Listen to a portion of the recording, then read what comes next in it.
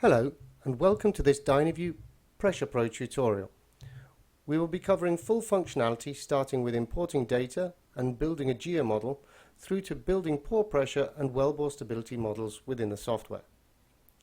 This first part of the tutorial will cover batch loading of well data, loading of individual data files, picking and loading formation tops, building or importing surfaces, and some quick guides to viewing the information in the various cell types offered within the DynaView software platform.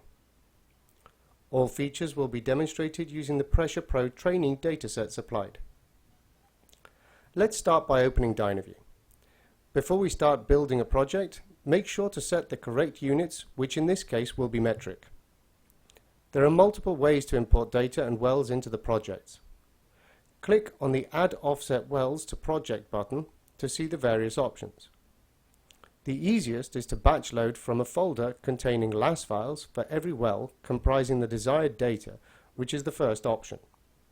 The software will automatically import all header information and assign well name, elevation data, and the location to map the wells correctly in the model.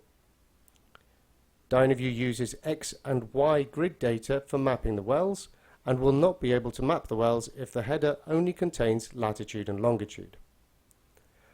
This batch loading function works in a perfect world with consistent data and fully populated LAS file header information.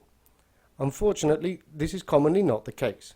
As such, for this tutorial, we will demonstrate the creation of the wells and then loading of data using a batch file template of wells information. Open the batch load data file supplied and copy the information to the clipboard. Click on the Paste option to paste in the data from the file. In the dialog box that appears, we can see the list of headers from the first row of the data in the Excel file is populated in the first column. The first two rows of data are also shown, and the column on the right is labeled Mapping. If the column headers are correct, the mapping is carried out automatically. For training purposes, we've mislabeled the headers to demonstrate mapping. Left-click in a cell in the mapping column and assign it to the information element in DynaView, and then click on the Import into Project button. The dialog box will close and the wells will appear in the 3D model. If the wells don't appear, refresh the model by left-clicking and dragging. Now that we have the wells available, we will use the batch loading functions to load in the curve data for the wells. Click on the Add Offset Wells to Project button and select Batch Load from the LAS Files option. Select the folder containing all the LAS files and click the Select Folder button. A dialog box will appear which lists all the curve types identified within all the files. The mapping side of the dialog box is much the same as the previous batch load. Click on a specific curve type and then assign it to the preset curve types in DynaView. In this case, all the data loaded is wireline data, which will be assigned to various presets within the petrophysical group. Note that when multiple curve types of a single data type are available, such as compressional and shear sonic data, these can be added as children under the parent curve. This allows multiple data sets of the same data type to be loaded under a single parent. When using the software to view data, all scales of the child curves can then be changed by simply changing the parent curve scales. For the purposes of this project, we will bring in and assign gamma ray, compressional and shear sonic, deep resistivity, a single caliper, neutron and density data. Once all the curves have been assigned, click on the Import into Project button. DynaView will extract all of the assigned curve data from the files and populate into the well using the well names in the LAS files to identify which wells to populate.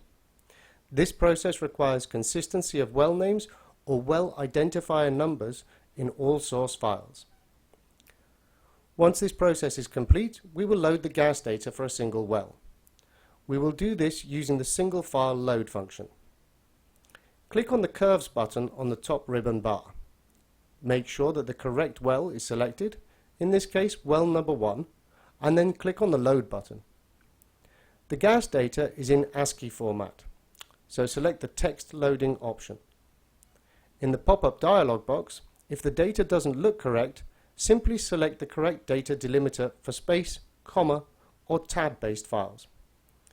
Now define the start of the data and the column corresponding to the depth data, and the row containing the curve names as the header.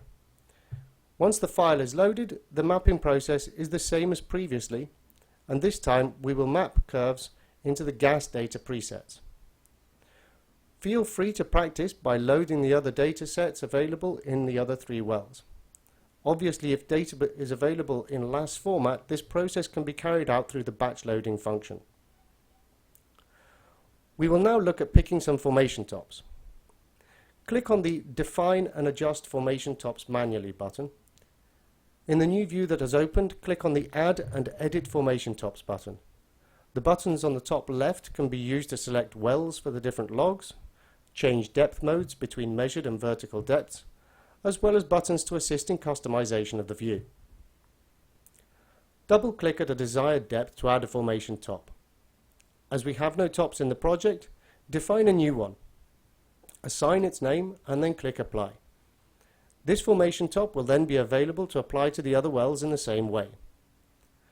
This tutorial being for demonstration purposes, we will simply create a few tops in different places in the wells rather than trying to make this 100% geologically correct. In a real situation, one must ensure consistency in picking tops, as this will then be reflected in any surface contouring deformation when building a model.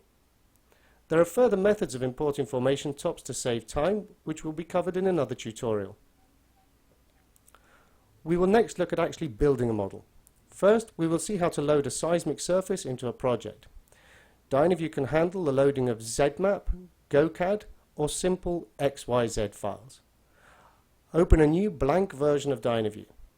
Click on the Load or Create Formation Tops and Grids button and select the Load Grid or DynaView File option. Select the example grid file in the training files. When the dialog box opens, note that the Z-axis has not been defined due to a lack of header information. Assign the Z-axis and load in the surface. Lack of header information also means that the name of the surface is incorrect and is simply labeled as the average TVD subsea depth. This can be changed by going into the Formations dialog box. You can now see the surface in the 3D model, and if we go to the Add Views button and select a map view, we can see the contouring. In cases where we do not have seismic surfaces, we can create our own grids in DynaView, although the resolution and contouring is dependent on the number of wells in the project. As we will see, a 4-well project will result in a low-resolution model, although this can still give an idea of the subsurface structures. Go back to the model with the 4 imported wells and click on the Load and Create Formation Tops and Grids button. Select the Manual from Primary Grid option and select a formation top. The software will now use that formation top to create a grid and then map the contouring to the other formation tops whilst deforming according to any difference in depth of the formation top pick. The other options include creation of dipping planes, which deform according to formation tops and picks, and also mapping from a primary loaded grid. This last option allows the creation of additional surfaces using formation top picks in the well, whilst maintaining the structural features evident in seismic data if only one surface is available. Now that we've created the model, we'll take a quick look at navigation. On the 3D model, left-click and drag the mouse up, down, left, and then right. Now hold both buttons down and move the mouse up and down. The model can be rotated by holding just the right button down and can be moved up and down as using the roller ball as well. To assist in navigating the model, the center of rotation can be moved. This can help when trying to zoom in and out on particular areas. This option is found in the grey corner tab of the 3D model cell. In this ribbon of buttons, we also have some customization options that we recommend clicking and trying out.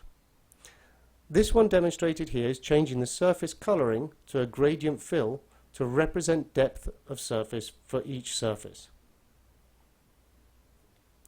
Moving back to the log view we opened earlier, left-click and move the mouse up and down to drag the log. You can use both buttons at the same time to zoom in and out, and remember the roller ball can also be used to scroll up and down. This concludes our first tutorial.